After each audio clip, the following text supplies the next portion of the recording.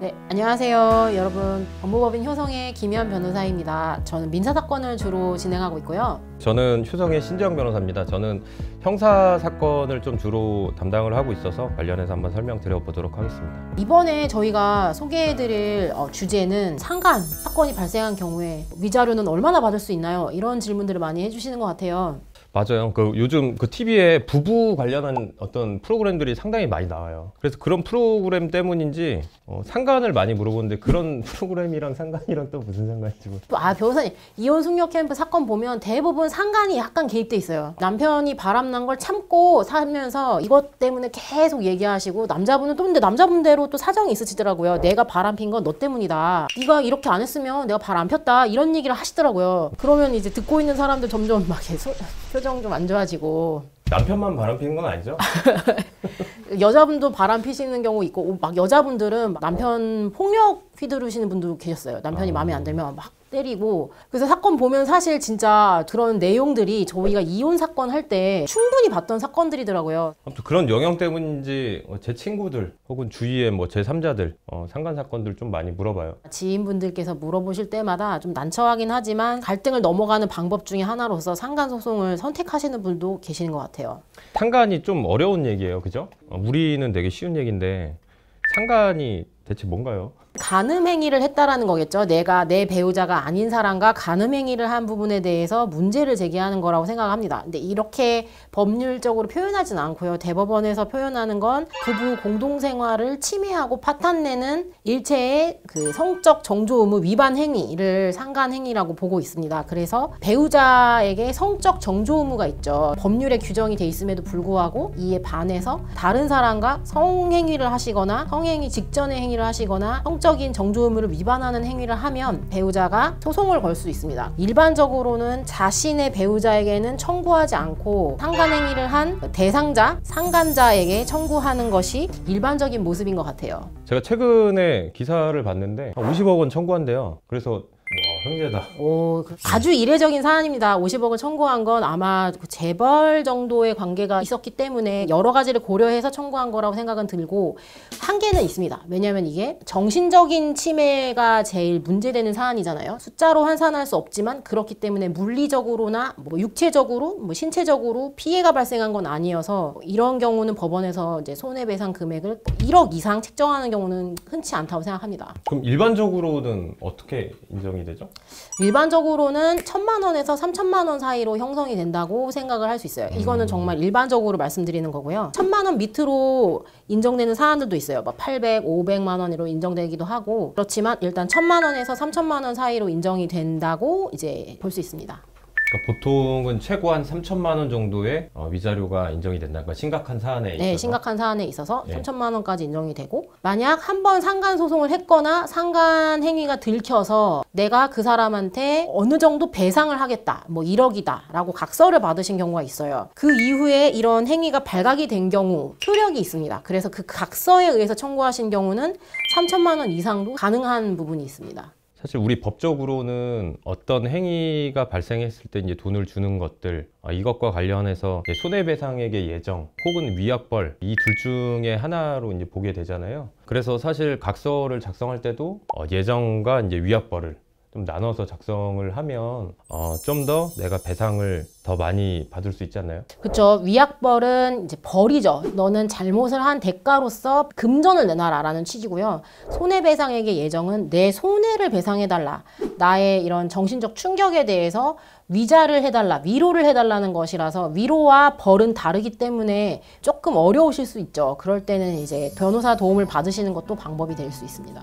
그렇죠. 발생하지 않는 게 가장 중요하긴 하지만 처리를 하는 것도 좀 중요한 것 같습니다. 네. 혹시 상간 관련해서 이제 다뤘던 소송들이 이제 많잖아요. 그렇죠. 우리 변호사님하고 저하고 다뤘던 사건들이 많습니다. 제가 좀 소개해드리고 싶은 사안들은 위자료 액수와 관련해서 많이 받고 싶어요 하는 분들이 계세요.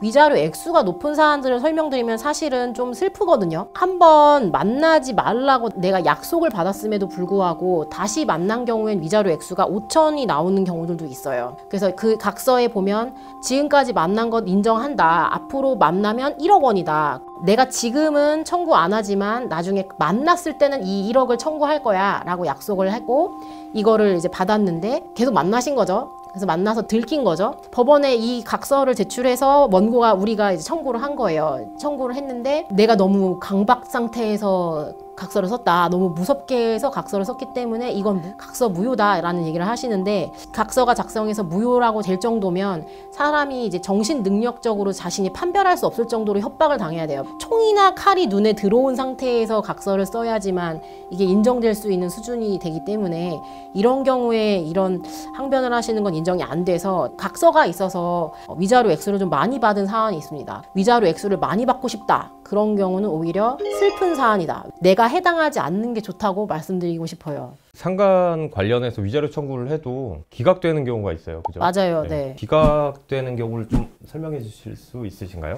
안타깝긴 하지만 기각되는 경우들이 있는데요. 내가 상간행위를 하는지 몰랐다. 배우자가 있는 사람인지 몰랐다. 인 경우가 하나의 경우가 있을 수 있고요. 그 다음에 두 번째는 제출한 증거가 좀 부족한 경우들이 있어요. 1대1의 관계는 우리가 볼 수가 없잖아요. 그래서 촬영할 수 없으니 이제 내부적으로 급수할 수 있는 카카오톡 증거 뭐 이런 것들을 이제 제출했지만 카카오톡 증거로는 내가 그때 많이 미안했어. 질투도 나고 좀 그래서 그랬나 봐. 이런 얘기로는 연인 관계로 부정행위가 있다라고 보기가 좀 어려워서 그래서 증거가 부족해서 기각되는 경우들. 또 하나 기각되는 사안들 유형 중에 하나는 사실혼 배우자분들 같은 경우는 좀 보호가 좀 어렵다고 여겨지더라고요. 그런 상황에서 이제 동거 정도로밖에 인정이 안 되면 그러면 그때 상황에서 부정행위는 좀 인정받기가 어려운 것 같습니다. 또 이런 경우도 있어요. 처음부터 내가 그냥 보지 않는 거예요. 카카오톡에도 가족 사진이 있고 그러니까 그런 사진들조차도 이제 외면하면서 나는 몰랐다. 애써 외면하는 사례들도 있어요. 그 주장을 그렇게 하시는 건 상관없지만 이게 법원에서 제3자가 인정해 줄 것인가는 좀 의문인 것 같아요. 그래서 몰랐다고 계속 이제 얘기를 해도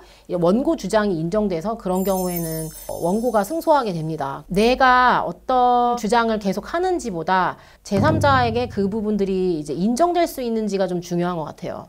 애써 외면해봤자 쓸모없다. 쓸모없다. 네. 저희가 사실 상간 소송하면 거의 빠질 수 없는 게 해결사 이용해서 우리 남편 따라가줘요. 그죠? 이제 추적을 하시죠. 몰래 하시는데. 녹음기 해놓고. 네. 그러면 이제 곤란해지죠. 그래서 해결사분들 증거가 못 쓰는 건 아니에요. 자동차 타고 따라가시면서 이제 촬영하고 모텔로 들어가는 거 이렇게 촬영하고 이제 다 와서 이렇게 촬영하고 그런 증거가 아니라 그게 위법한 영역으로 들어가기 시작하면 예를 들어서 통신비밀보호법에 의해서 공개되지 않은 타인 간의 대화를 이제 녹음한 경우 이런 경우의 증거는 이제 법원이 채택을 못 한단 말이에요. 피고가 이걸 문제 제기하면 이 증거를 쓸 수가 없으니까 이 증거가 날아가면 상간사실이 없어지죠. 이제 위법한 수집으로 들어가면 그 증거는 못 쓰니까 그런 경우는 좀 유의하셔야 될 것 같습니다. 이제 법에서 또 사용하지 못하게 하는 증거들도 있고 또 이제 형사 사건에서는 사용을 못 하는데 민사에서 사용할 수 있는 또 위법 증거들도 있잖아요. 약간 증거가 애매하면 구글 타임라인도 보고 피고 집 근처에 고정되어 있는지 뭐 이런 것들 다양하게 고려하기도 하고 상의를 통해서 법원의 채택하에 그 상간한 배우자를 데리고 와서 증인신문하는 경우도 있었습니다. 뭐 법원의 재판장님마다 견해가 다를 수는 있는데 어쨌든 이런 부분들을 좀 엄격하게 증거의 성질상 취득 과정에 너무 불법성이 강하지 않느냐 그럼 이걸 가지고 어떻게 공정한 법원에서 재판을 하겠느냐라고 문제 삼으시는 경우가 있어요.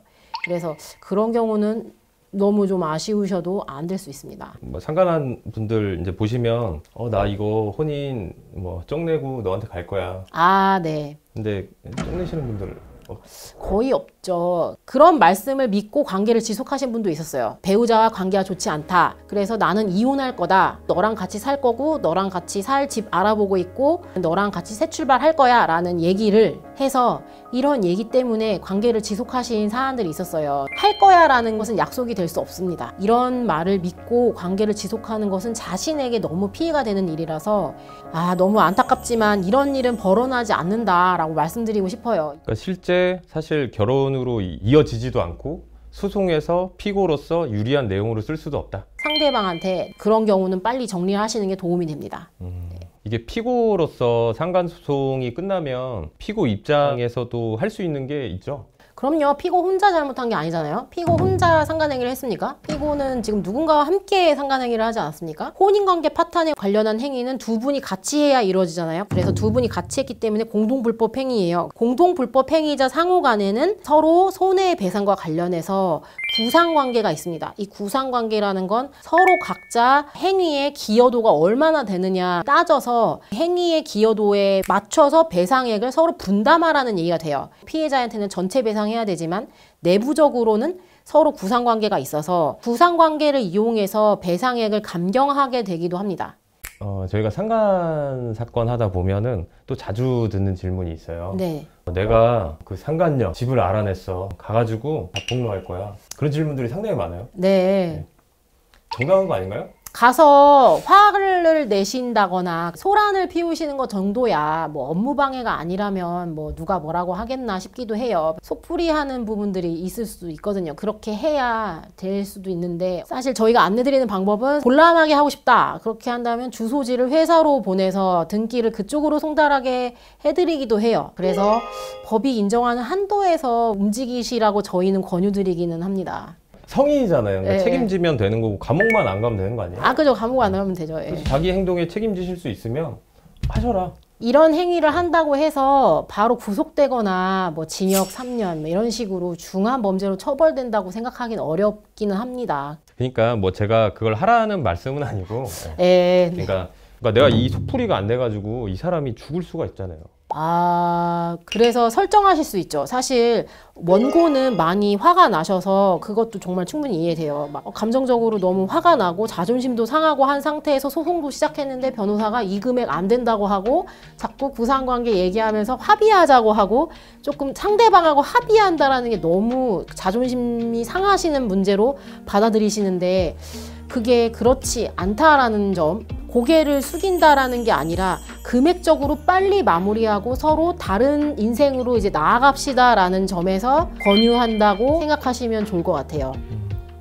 그러니까 오늘은 상간 관련해서 말씀을 많이 나눠봤어요. 그래서 좀 정리를 하자면 일반적으로 이제 3천만 원 전후에서 인정이 되고 특수한 케이스에서는 뭐 더 크게 인정될 수도 있고 또 어떤 경우에는 이제 기각될 수도 있다. 이런 말씀을 나눠봤고요. 이런저런 사례들도 설명을 드렸는데 속풀이는 할 수 있지만 자기 행동에 책임을 져야 된다. 속풀이를 하신 경우들도 다 제출이 되기 때문에 주의하셔야 될 것 같습니다. 그리고 이제 소송을 제기를 할 때나 혹은 이제 피고 입장에서 할 때 처음부터 끝까지 또 전문가의 어떤 상담을 받아보는 것이 이제 중요하다. 그러면 더 기분 나쁘거나 손해배상은 아니긴 하지만 금전적으로 마이너스가 될 수 있는 상황이 발생할 수 있다. 그래서 이런 부분들을 좀 기억을 해주시면 좋을 것 같아요. 지금까지 상간소송 관련해서 많은 정보 제공이 됐으면 좋겠습니다. 감사합니다. 다음에 또 뵐게요. 네, 감사합니다. 감사합니다. 네.